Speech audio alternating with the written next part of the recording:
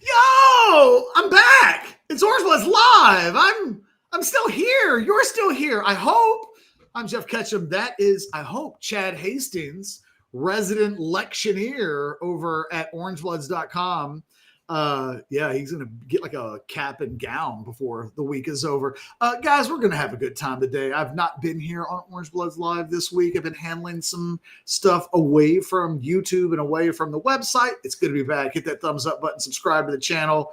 I'm talking Arch. We're talking about Steve Sarkisian and his press conference today, which I oftentimes lampoon some of the media sessions with Steve Sarkisian. I thought today's was really good. I thought there were some really informative pieces of intel that he gave us. So we'll talk about all of that. Brian Jones, bottom of the hour. Chad, it's good to be back with you. I almost came on yesterday, but then I was like, no, man. Sit your ass down and don't work at noon. Just relax a little bit. Hey, I always tell you, when you declare that you're going to be off, you need to just take it off. I wasn't off, by the way. I just wasn't on YouTube. Again, I explained that to the people very clearly on Monday. You never actually take time off, but you were off the shows. It's good to see you back. You can get to any of the information you want from the Sark deal, but Sandman wants a specific question answered, and I don't know if Sark got to it, so here you go. DeAndre Moore cleared for Sam. Did that get addressed? That's where we're starting. DeAndre Moore cleared for Sam Houston. That's real. That happened. He's back. Emmett, don't call him Emmanuel Sanders Mosley, still out. Damn. Trey Wisner out. And what did we talk about last week with Wisner? That the early buzz on that was a hammy. And it's the thing that worries me about Baxter is that we just know what the timelines are on that. And I think it sounds like Wisner will have a chance with a couple of more weeks of continued rehab on that. So he might be back. But definitely, we've talked about that through the week. Definitely no Wisner, no Baxter this week. Correct. Yeah. And, but I do think having DeAndre Moore back will help. He also mentioned that Jonah Williams is closer. Closer. Okay. Had somebody actually tell me that he was in the batting cages yesterday. So, okay. A little bit of intel there. How about that? He was where now? So, he's the body's feeling better. And Sark mentioned that today, that he could be a guy that in the next couple of weeks starts to see more playing time. It is. So that's like the newsy thing, right? The injuries are the real big thing. We're going to talk about Arch all day today. Sandman points it out that weirdly, I have not, if I just a week ago said, hey, I'm going to take some days off for Sam Houston State week because if there's a time during the season to get some offsite work done, it might be that week. Mm-hmm. Didn't realize that this week would be crisis week to a certain extent. Right. And so there's a lot to unpack still from Saturday. It's weird. I would say, Sandman, if you were on orangebloods.com, you probably would know all my thoughts on a lot of this, but this is one of the rare occasions where I've been silent for a while. I think my reaction from Saturday and Sunday, Chat on the whole, is just a lot different than Thursday. And James, we see your super chat. Thanks. We'll get to that in just a second. I think what's on the thumbnail, what my big message today would be, I think everybody needs to chill the hell out. I get it. You are looking at Captain Shitstir over here. I have spent the entire offseason saying, hey, man, that offensive line, probably a step back from a year ago. Yeah, you said running back position. How many times have I said they never replaced Jaden Blue? And I don't know where the big plays come from. 50 times. We talked about the wide receiver unit, and it was like they didn't go to the portal, and they're waiting on guys to take steps. And then they went to Mosley late. But we've talked about that. We've talked about every position, including quarterback. And I have heard and look, there's a real Arch conversation. Somebody earlier today was making an OU comparison with Texas from last year. And they're this looks a lot. This looks like OU from last year. And I was like, well, that's ridiculous. Somebody did that in the post game catch, and we kind of stopped there. I'm like, wait a second, that team won 2 conference games. You think it's that bad? At the end of the day, it's like even Alabama last year, right? Couple of terrible losses, actually. Oh yeah, they still almost made the playoffs. Like, I think that we're so inside the bubble. And look, if Arch doesn't start playing better, this team won't go to a bowl game. Like, they can't have terrible quarterback play all season long. And Arch through the first 3 games just hasn't been very good. He's been a little better. He's taken some infant steps. Can't even call them baby steps. He's taking some infantile steps, but yeah, that has to happen. Someone mentioned it. Go ahead and pull up the first super chat from, was it James that mentioned Joel Klatt? Yeah, so $9.99. Klatt thinks Arch's bad play is mental and is leading to bad physical play. Daniels, that's Chase Daniels, who was on a national show today, thinks it's horrible mechanics and didn't have last year. Where do we think Sark's coaching is with Arch? By the way, Chase Daniels will be on the broadcast this week of Texas and Sam Houston State, just for everybody that watches on TV. I think it was Klatt that said the game's just moving too fast for Arch. He is. Did you ever see that? You ever see the movie Whiplash?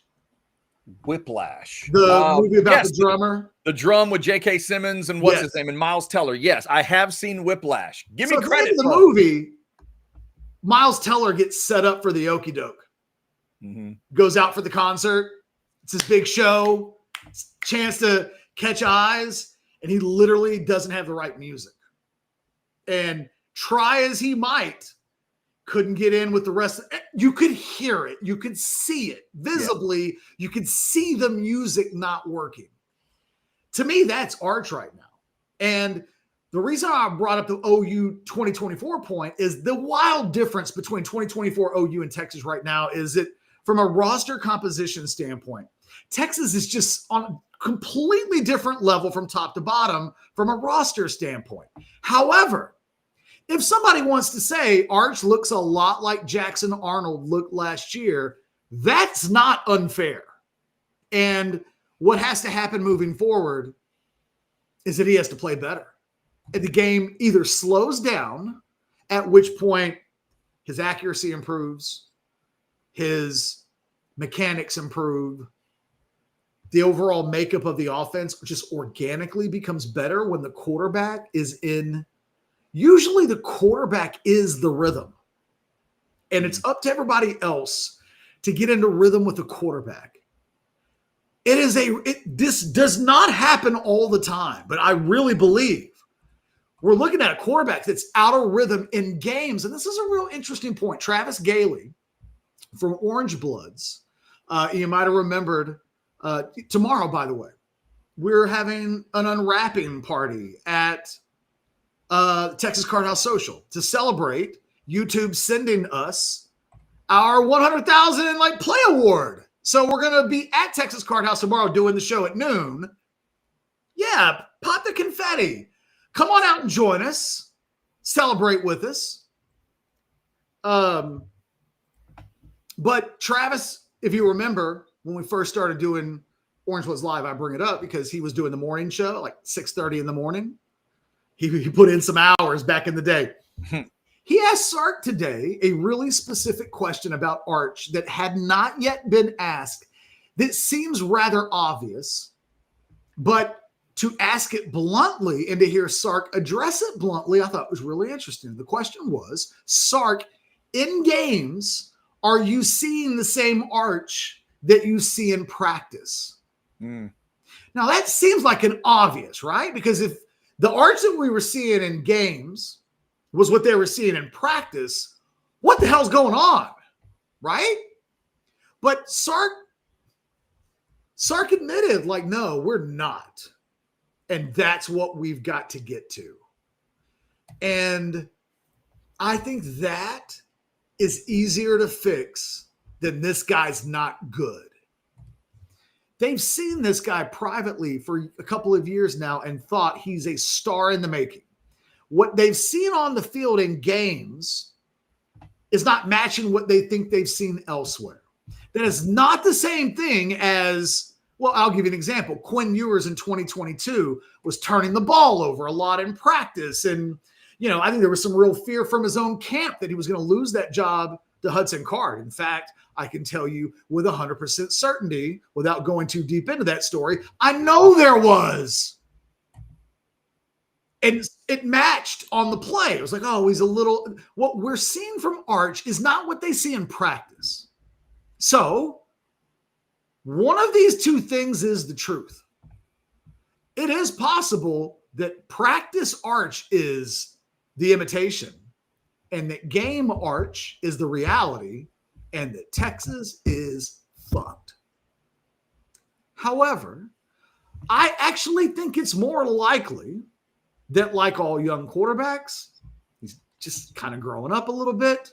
And while I don't know when the light switch will come on, the game will slow down for him. And I think a lot of this stuff kind of normalizes. It's whenever Chad and I hop on and do the show sometimes I'm stuck and I'll freeze. And the words won't match my mouth when you guys are watching me. Matter of fact, I'm kind of taking it for granted right now that that's happening. But there are times before we start the show where I'm asking Chad, hey, man, are we good? And Chad will say, and this has backfired on us occasionally, no, you're not, but it's noon. And a lot of times when we start the show, everything just works out fine. By the way, Weimaraner in the house, just random pop it. Yeah. I think that's kind of what we're watching right now is this thing just works better when the words match my mouth, when we're not frozen, when Brian joins us in like 15 minutes. Oh, get ready. With whatever technical thing that he's dealing with. Right. Brian's always better when it's smooth. The last 2 weeks, it's been anything but. We've dealt with it, but it's been weird. It's much better when it's not. It would be much better if like Brian just came on and we had a jam session and didn't go, Brian, are you old today? What's happening? And then it's like, did Jeff just make fun of his technology? Because he literally has terrible technology. It just. Yeah. Texas just needs this. So my whole thing is like, the thing is, if Texas was 3-0 and had beaten Ohio State and was number 1 in the country, my message would be exactly the same. It just would be reversed. It would be, slow down, guys. There's still a lot of work to be done. There's still a lot of room for growth. It's early in the season. There can be injuries. We wouldn't have thought last year at this time that a number of different things about the way this season ended. Hell, we didn't think on December 1st that Ohio State was going to win the national championship. In fact, we didn't even think they were worthy at the time of playing for a national championship. They got their ass kicked again by Michigan. They literally were the best team in the country 6 weeks later. And a completely different outfit. Now, look, that's the extreme example. And we've done that on Orange Bloods a little bit this week. Anwar did it in a Monday update. Tyler put it out on our socials. You look at Arch Manning, what you can't do, in my opinion, that to be fair, we did do, and I just kind of disagree with, but like, we're transparent here. I hate the look at what Joe Burrow did the year before he had the greatest season of all time.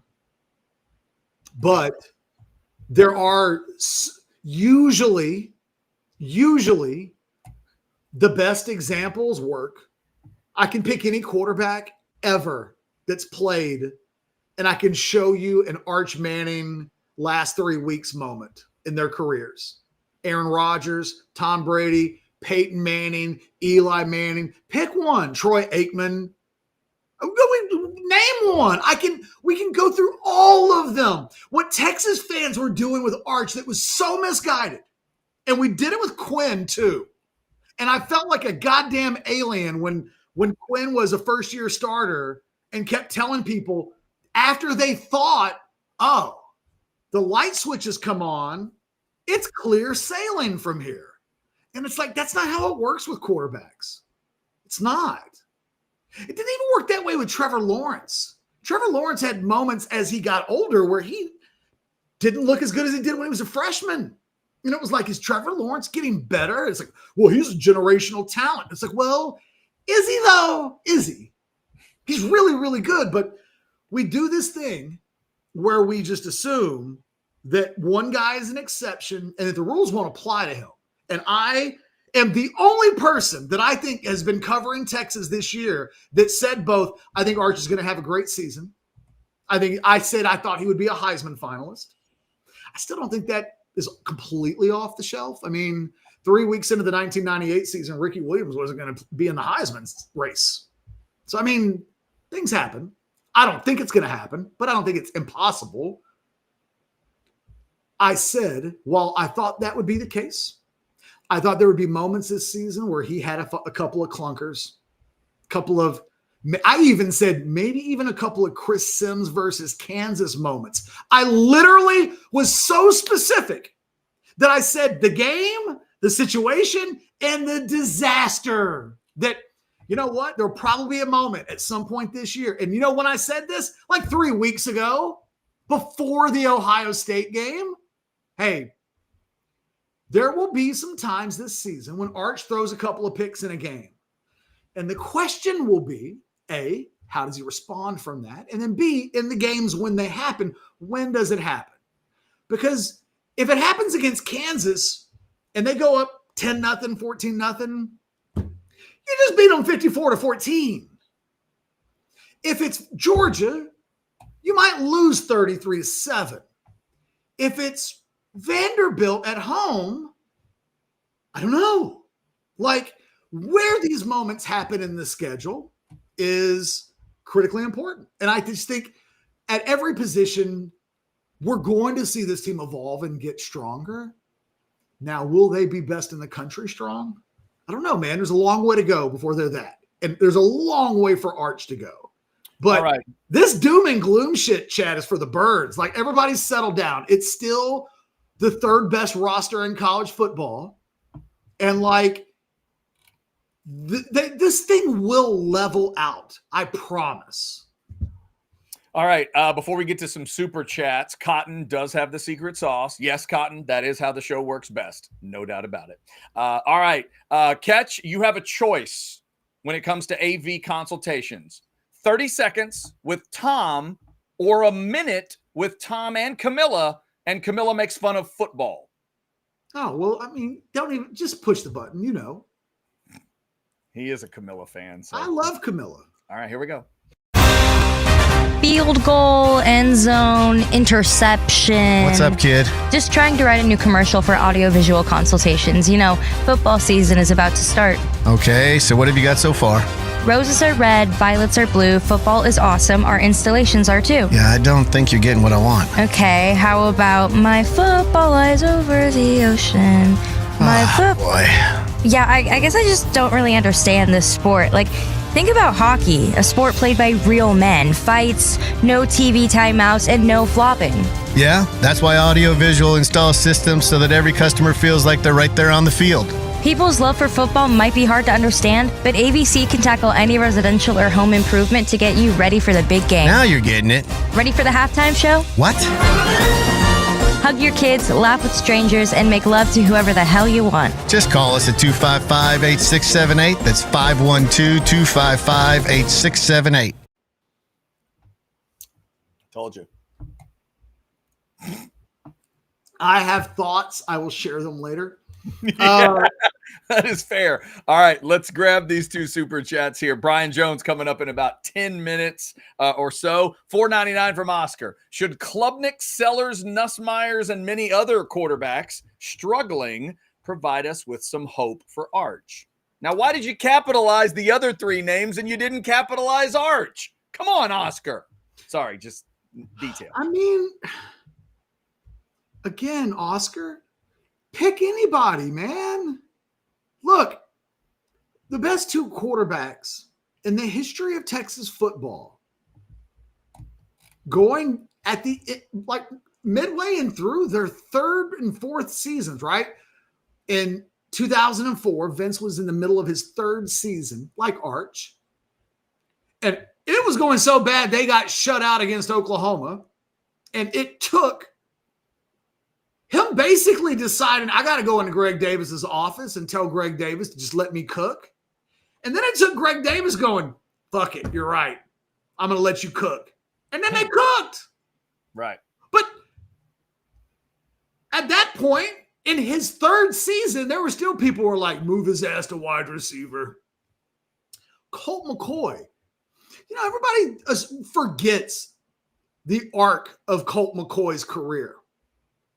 Red shirts, starts as a true freshman, wins the job for Jevin Sneed, almost was a Heisman finalist as a redshirt freshman. 2008, 2009, Alabama game, college career over. That's not what happened.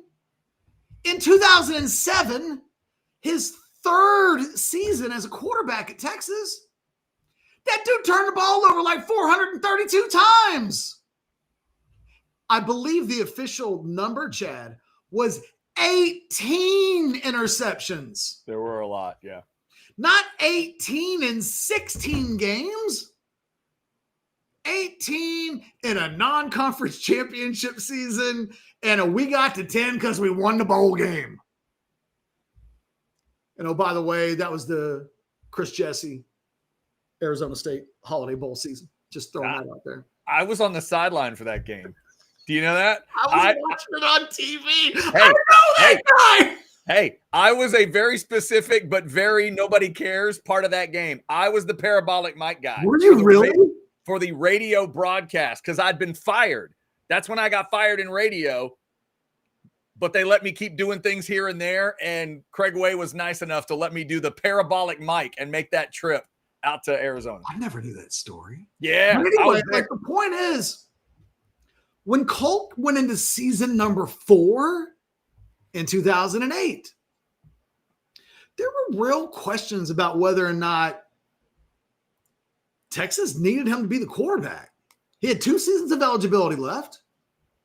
That sophomore season was trash. Remember that Kansas State loss at home? Oof. Remember Oklahoma that year? Like that was not a good team. But they won 10 games, and this team could end up being a lot like that if it's not careful. Really talented, in between championship competing eras. Maybe that's what this team is. It might be. We always have known that is within the realm of possibilities. But I look at this Arch thing, and it's terrible. He's not been remotely good. And Sark admitted it today. He's not been the guy in games that we see every day in practice. I've never heard a Texas coach say that about a player in 25 years of covering the team. Right. We've heard that famously in the opposite direction about a Texas quarterback that a lot of people know. The James Brown story, yep. Right? James was the other guy where it was like, man, in practice, it just doesn't seem to come together. But oh my God, when you put that guy in a real game, everything changes. I told the story before. And he's a stud. The Thursday before that Texas OU game in 94, John Makovic walks into the Texas SID office and somebody asks him, hey, how's James doing? Are we going to win on Saturday? And I heard John Makovic tell that person he's the worst practice quarterback I have ever had, and I have no idea how we're going to do on Saturday. I always kind of like John because John would just sometimes be too honest. Right. He could not have known. He's dropping ears in the room next door that would tell that story for 25, 30 years. Damn. And counting. That's crazy. All right, Ketch, a bit of a strange super chat here, but Jay wants an explanation from you. $5. Ketch, I feel like we needed you the most this week, but got the least of you. Explain yourself. Well, there have been a couple of things that I've been dealing with, the least of which wasn't a very serious medical emergency inside my family. That I only bring up today because yesterday we kind of officially heard kind of a false alarm. Don't don't worry, nobody's dying kind of a thing. But part of this week was I need to help a family member with some like health issue stuff. And there's been like 10,000 other things besides that I've had to neglect over the last 3 months that I just needed to catch up on. So it's kind of a simple, I'll be honest with you, almost just took the whole week. And because I was hitting yet, I still have a list of things, Jay, that I haven't done that I needed to do. But I missed the show. So here I am. And plus, I didn't want Brian to think I was skipping out on him because that happened a couple times last year. And then Brian was like, Ketch hates me. Yeah, there you go. Jay, we appreciate the super chat. Thank you for that. All right, let's remind you where we're going to be watching the game this week. If you don't know, come see us at TCH Social Austin. That big old screen is fired up. Remember, it's an ESPN Plus game. Don't watch it on your phone. Come watch it on this big monster. We're going to put Texas in the middle. We'll have Florida and Miami on. What are the other games I like there? Illinois, Indiana, maybe South Carolina, Missouri. We're going to have multiple games at the same time. You're not going to miss anything. And Texas and Sam will be right there in the middle. And then we'll fire up the post-game show for you. Pile in at the 2-minute warning. We'll talk Texas and Sam. Hopefully Texas handles their business the way they need to this week. Shout out to the Lowy Law Firm for sponsoring the post-game show. And as Ketch mentioned earlier, TCH Social Austin. Tomorrow we'll do the show live from there, celebrating the 100K subscriber mark on YouTube. So come on out and see us tomorrow for lunchtime if you want to check it out. We'll do that. All right, Ketch, we have cleaned up the super chats as we are getting ready for Brian. No, we're not. We have a super chat. Just came in. Boom. Oh, never mind. I'll put it up for you. $5 from Horn. As in many cases, whatever I had in my head is completely been made irrelevant. Thank by you, seconds, though. Like, that's not one of those that, like, just quick. I think it popped up as the words, we've caught up on super chats. I may never ask Ketch the question about art. You say that like 10 times a day. I do. It's good. The question I had about Arch, it may never get asked. Ketch, when we have seen warning sign games against lesser teams, has it ever been a good season? Don't ever leave us in the middle of a meltdown. Hey, Chad and I did a live watch along 2 years ago in a national semifinal season when Texas was 10-10 with Wyoming at home going to the fourth quarter. That's a good one to make. Yeah, that's the most recent one I could think of. So, again, let's not act like this is some crazy shit that nobody's ever seen before. Because literally, it wasn't 2 years ago to the day, but it wasn't that far away. When the hell was that Wyoming game was played, like week 2 or week 3? It's that time of year. It was awful. It was really bad. Awful. Yeah. Don't you dare tell me that you don't remember Wyoming from 2 years ago. Because here's what I would say. Pretty sure the watch along in the post-game show can be found on our channel. Yeah. It's still there. Yep. You want to go take a gander of what that looked like? I'm just telling you. Now, look, Horn, I don't like to do these things where I tell you the example that doesn't support your argument and then not confess. There are plenty of examples that go the other way. I'm just saying Wyoming literally just happened. But I can remember in 2010, and I'll bring this up because this is not the same as this team. But in 2010, an interesting thing happened that summer that I remember 15 years later. Texas played a 7-on-7 scrimmage against Texas State. And Texas State whipped their ass. I remember that. And Texas State not only whipped their ass, but it was like the early days of social media, and they were like on Twitter. They literally were bragging about an unsupervised practice win, but it was over Texas. So what did Texas do? They rallied the troops. They got a rematch, this time on their own home turf. You know what they did? They avenged. They avenged that loss. And they beat Texas State in 7-on-7. But in retrospect, as 2010 unfolded, and I was left to dwell on what did I get right and what did I get wrong that year? One of the things that I got wrong, and I've made a point to never mistake this again, ever. Don't ignore the terrible warning signs. The thing that's frustrating about this, Horn, is that we knew the offense didn't have a great August. I mean, we reported that every day, that the offense, what we really reported was the only connection that was really working outside of an occasional Parker Livingston hookup was Manning to Wingo. If he was connecting with Wingo and nobody else, right now we would be saying, this is kind of what we were told in August. It's weird that nothing works, which is not a warning sign that we really had. Again, I think it's really important that Sark was pretty honest today about Arch. Yeah. One specific question. Does he look like in games like the guy you see in practice?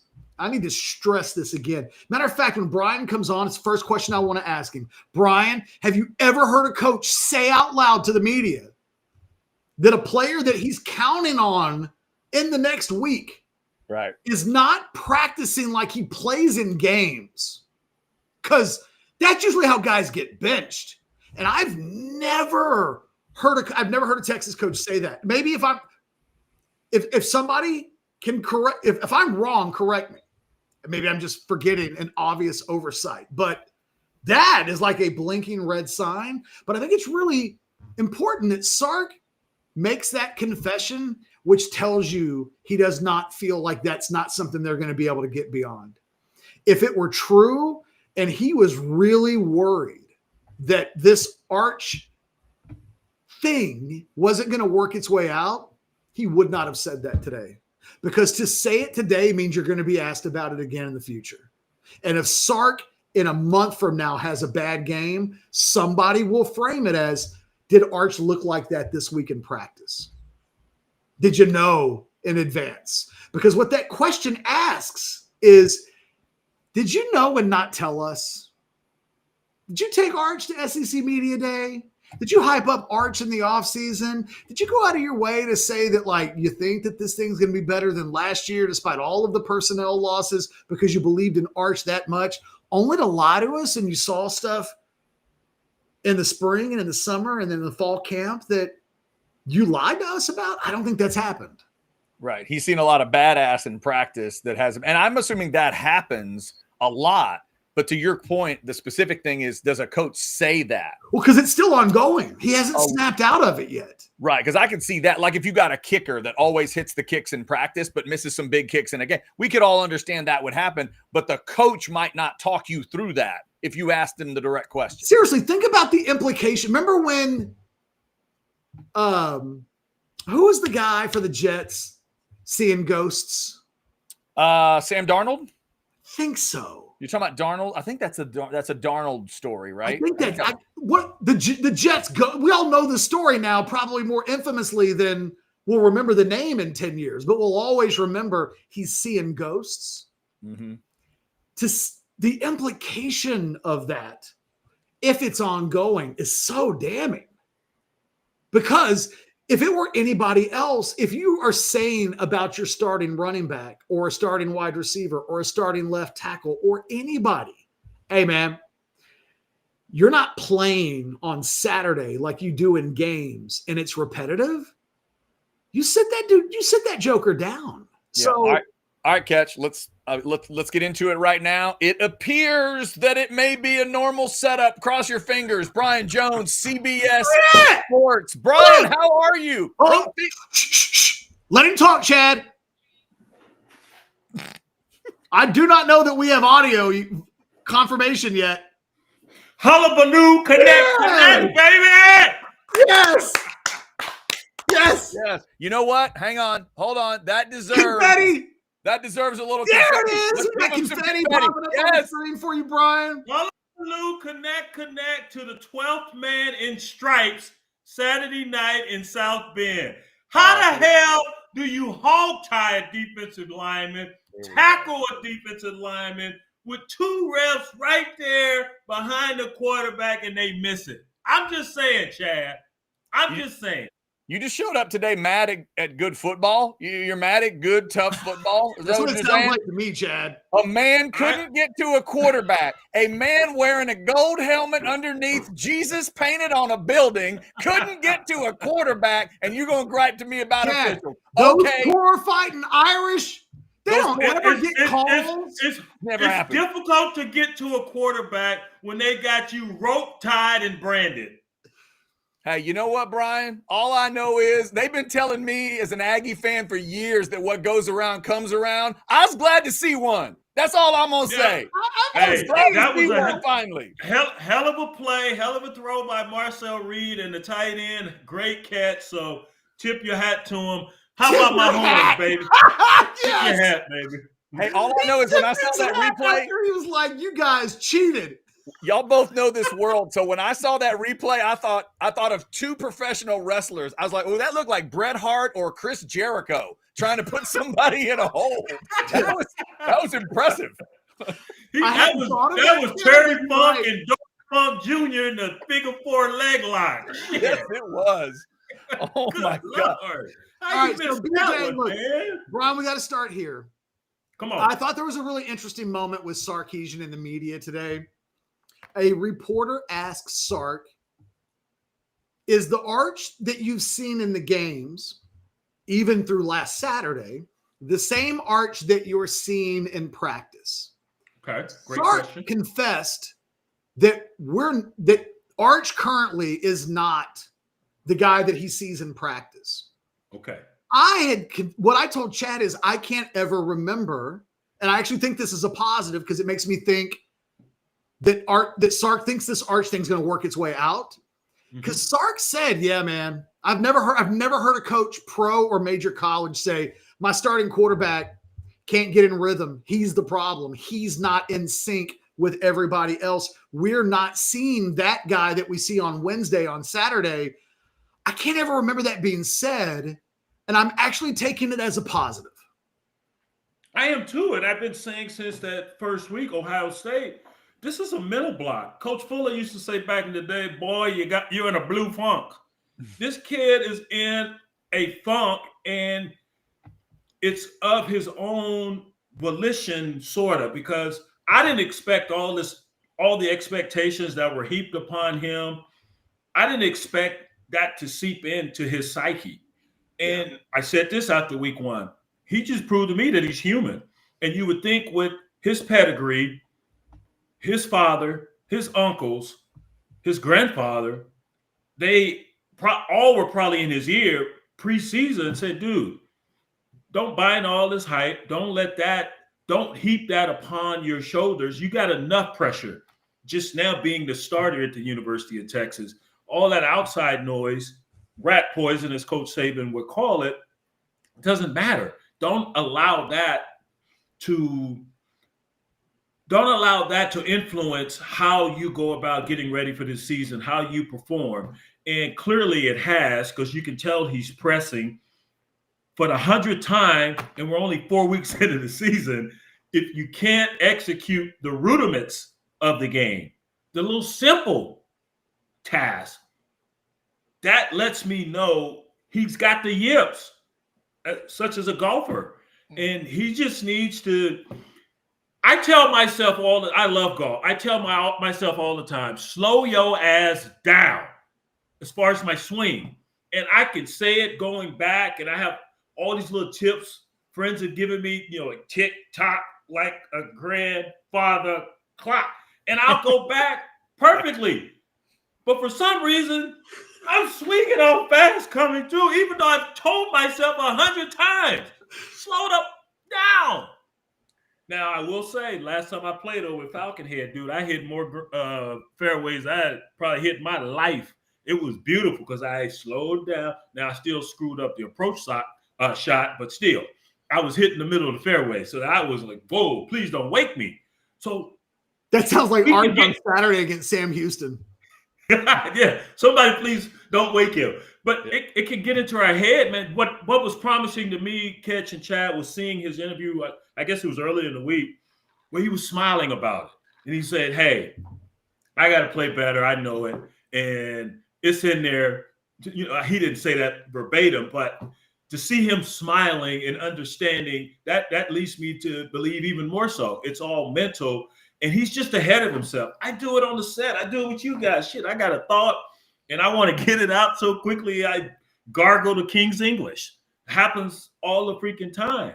Now, some of that has to do with all the knocks I took over the years, but he is playing too fast. He needs to slow things down. And the fact that Coach Sark said, I see a different player in practice, leads me to believe this is just self-induced extra pressure he's putting on himself. Dude, chill the fudge out, go ball, and it should be easy peasy. But he's not the only problem. I turned on the film Sunday, and I was like, this offensive line stinks.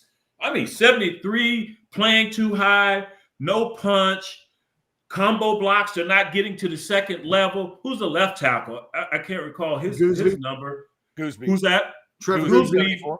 I don't know what the hell he doing. Trying to cut a guy and just whiffs. 52, that's Campbell, right? Yep.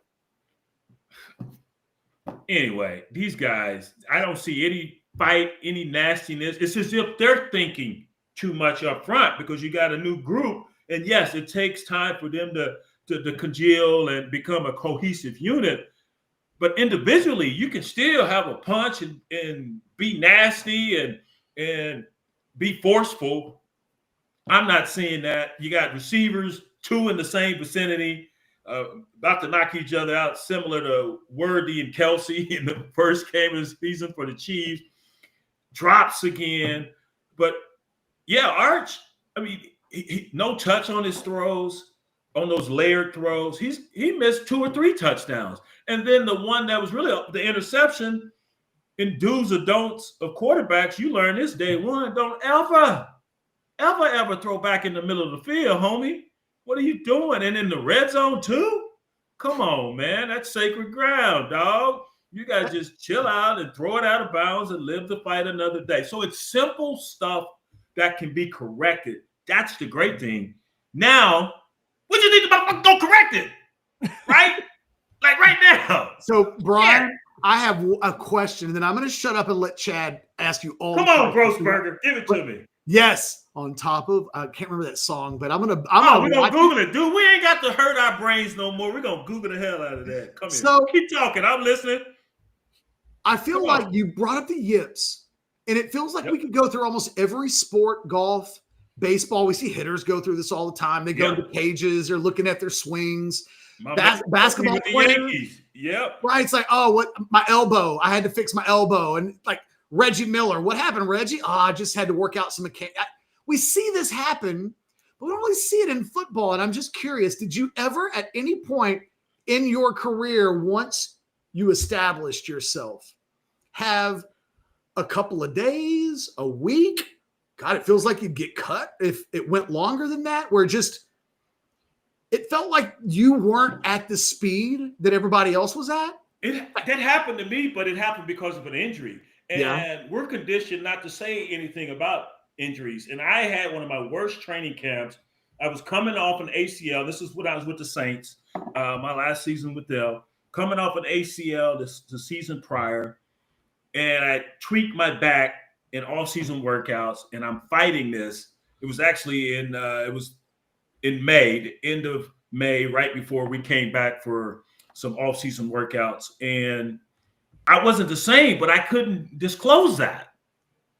You know, I'm just coming off of IR. I missed the whole season. I can't say, hey, man, I'm hurt again. So I tried to play with that crap, and it was the worst. And I remember sitting down with my position coach at the time, Jack Del Rio. And I said exactly what I just told you guys. I'm in a blue.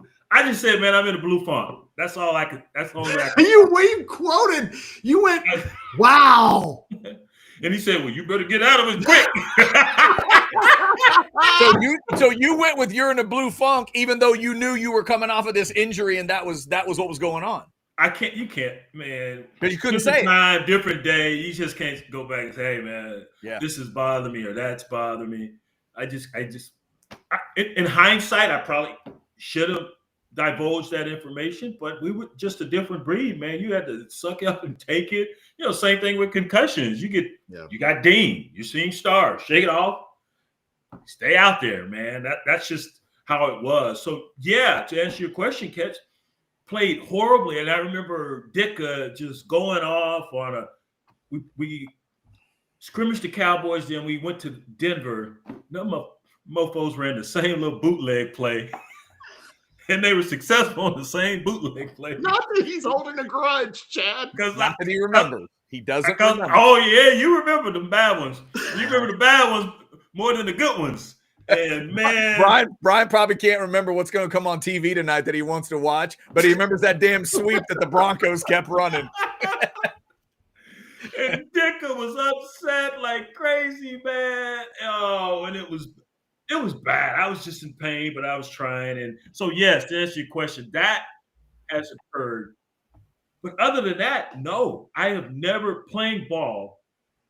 I have never experienced anything such as what Arch is experiencing now. No, and it's harder, and I can understand somewhat getting into that type of predicament as a quarterback, as opposed to a dude who's just charged with running into things. You know, that's easy to do. You can knock yourself out of a funk. Just go hit something, right?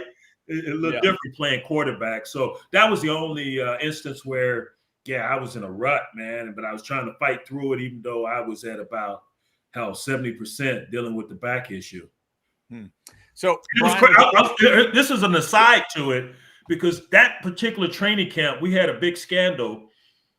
We had brought over, what was that kid? I can't even remember his name, but he was cuckoo. Matter of fact, on a team flight, the dude had a seizure. He was sitting right across from me, and I had gotten up to go to the restroom. And next thing I know, I'm coming out of the bathroom. They're all huddled around him because he'd had a seizure. But anyway, he was cuckoo. This dude ran the rookies through a gauntlet that particular training camp. And one of the kids, they hit him in the eye or something with a bag of coins. And he sued the team and threw everybody in the pot, including me. And couldn't have been further from what happened, because I'm having the worst training camp of my life. I'm in my dorm room just soaking, trying to deal with this back issue. And I'll never forget it, because Danny Werfel was a teammate then. And Danny and I were tight, and I'd go and help him with some of his faith-based stuff in the inner city there at New Orleans. But I remember he slipped me a note, and I still have that note all these years later, and just gave me a few scriptures and help. He could tell I was struggling, but he wrote me a little note, slipped it under the door, man. And the night he did that is when all that other stuff was going on. But like I said, this kid dropped everyone in the grease, including me, and I had nothing to do with it, because I couldn't even. There was no extracurricular activity that particular training camp. Let's just put it that way for me. Where in the past, yeah, we tear up La Crosse, Wisconsin. I got a few good stories. So just not that camp, Chad. Yeah, right. Oh, that was that. Yeah, we had our own little White House. Brian, there's a question I've been meaning to ask Ketch. I'm going to ask you so I can get it out here. But I think fans are, when the ones that are really worried about this Arch thing, they're worried because it's a different kind of bad than they would have thought. Because Ketch has brought up the Chris Sims game against Kansas. Well, that was feast or famine. That was throw some pick sixes, but then you put together an incredible game on the backside. This one, I would argue, is he can't even get the food on the plate and get it set on the table.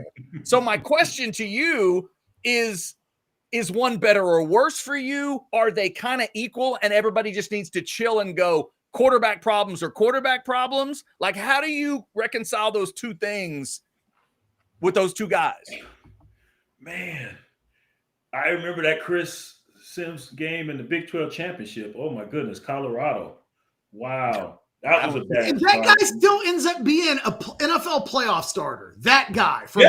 Yeah. Chris was a good player, but that was you guys remember, a ton of turmoil around that position back then. And Coach Brown will tell you he handled it incorrectly.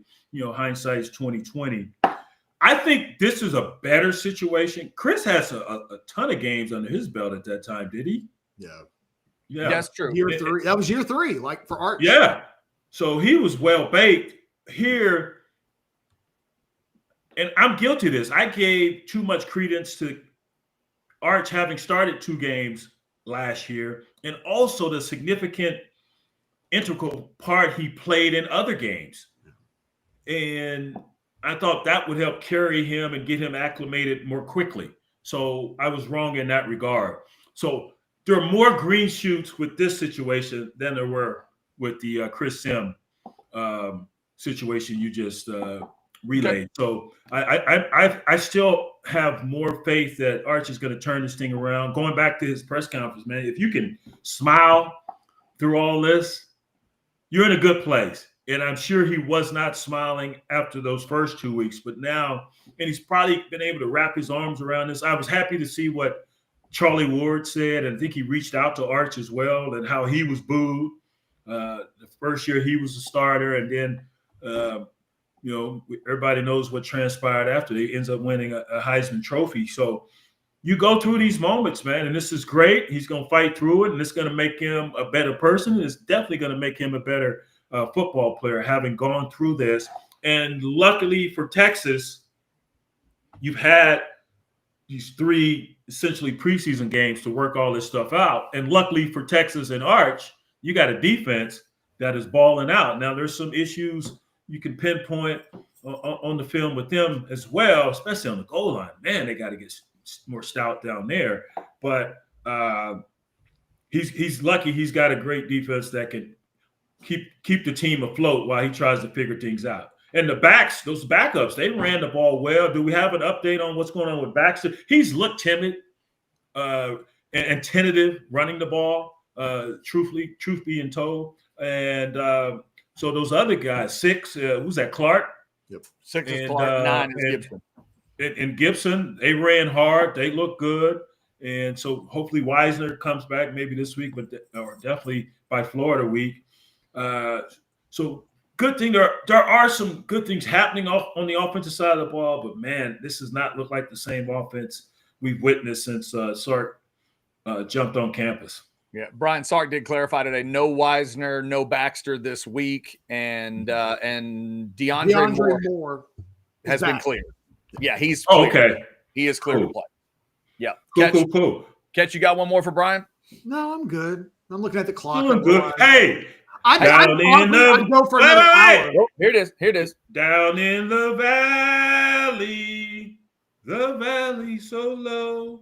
But it's more like hang your head so low. Like he does a yodel with that. Down in the valley. And he's like, whoa, like he yodels. Remember how mad the guards were? Yeah. They were pissed. They were like, he's supposed to be eating them. Grossberger's supposed to be eating Richard Pryor and G. Wilder. They're freaking got a party going on, playing cards, and Grossberger's cheating, and Richard Pryor's cheating. Damn, I'd forgotten it was that song. That's going to get me emotional. That's the first song my granddad ever taught me to play on the mandolin. Down in the Valley. Wait, oh, God. What? We used to sing that song every day, every time I was with him. You had me Google it? You couldn't just come up with it? Dude, I haven't seen that movie in so long, and I forgot that was the song that was in the movie. Like Brian and I reference that song because of me every week. Ass every day. You referenced the song. I thought you were referencing like when we were kids on top of spaghetti, on top of Old Smoky, on what I didn't know it was actually down in. I'd forgotten it was the actual song Down in the Valley. Hey, Ketch, I'm just gonna talk to you. I can't deal with Chad. We referenced the song for 2 years. I don't know. What's wrong with you? Well, I mean, both of you are going back and forth on stir crazy. If you'd shut up for 2 seconds, maybe I would have known, but you didn't. So that's my Chad. You get what you get.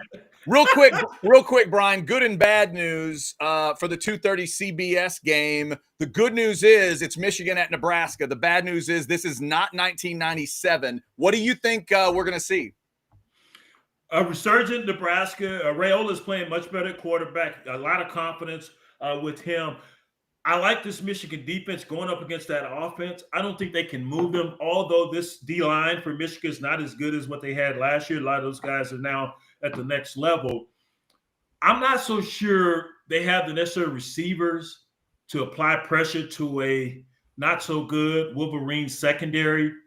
Dane Key came over from Kentucky to transfer. He's a dang good player. We'll see what they showcase. But I'm going to take Michigan. Last week, they took the reins off of Underwood. Of course, Sharon Moore's not there.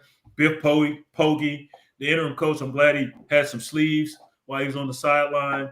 And he and Chip Lindsey, the new OC, man, they took the reins off this kid, and he was able to showcase his athleticism. Yeah, I know it was Central Michigan, but still, he can really throw the ball. He's not great at reading defenses just yet, so he's got to be careful. So whichever quarterback, young quarterback, and even though Ariello has a lot of starts under his belt, starting as a freshman last year, whichever guy can mitigate the mistakes is going to win this ball game.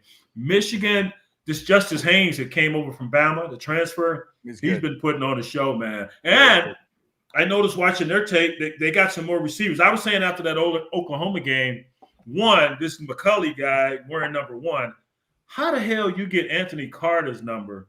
If you get that number, you got to be a badass. And this McCulley didn't show me any of that in the first couple of ball games, especially the Oklahoma ball game. That goes to, Braylon Edwards, what was it, McMurtry, who wore that number. And this McCulley guy is a transfer from Indiana. I think he had 48 catches, was his best year there. But you got to be the dude, man. You can't say Anthony Carter's name without being a certain level of good. No. Thank you. Yeah. Right. I know AC. We were neighbors when I lived in Florida. He lived down the road. I'm gonna call him up. I might call him as soon as I get up. Like, dude, what you think of this guy wearing your Let him know that in Austin, and we did a YouTube show today where like 40 years after he was doing the thing, we were still the long socks, baby. He made them long socks look cool back in the day. Big old I'm telling you what, man, I was glad when the Cowboys weren't good enough, when Anthony Carter was great, that we even had to worry about him. That was a 49ers problem. Y'all deal with Anthony Carter. Yeah. We just trying to get Phil Derek to stop holding people. Exactly. That day they beat the Niners was fun. I remember that one to this day. Michigan and Nebraska, the 2:30 CBS. Real quick, honesty among friends. I've never seen stir crazy all the way through. That's probably what dude.